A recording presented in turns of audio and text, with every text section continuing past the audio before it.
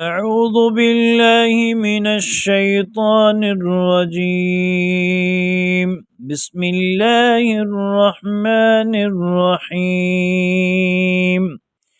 الحمد لله الذي أنزل على عبده الكتاب ولم يجعل له عوجا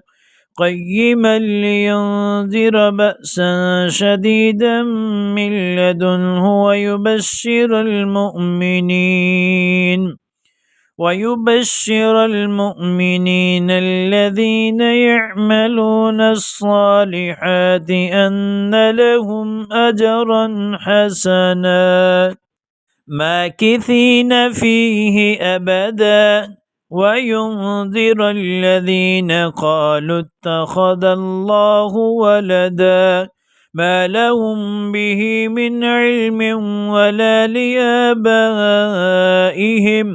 كبرت كلمة تخرج من أفواههم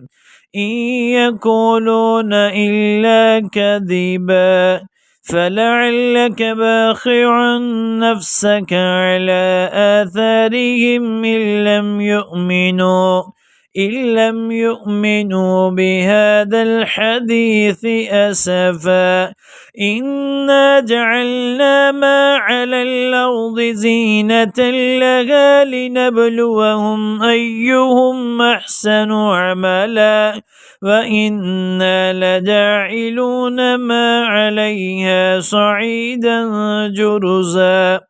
أم حسبت أن أصحاب الكهف والرقيم كانوا من آياتنا عجبا إذ أبى الفتية إلى الكهف فقالوا ربنا آتنا من لدنك رحمة وهيئ لنا من أمرنا رشدا فضربنا على آذانهم في الكهف سنين أعددا ثم بعثناهم لنعلم أي الحزبين أحصى لما لبثوا أمدا.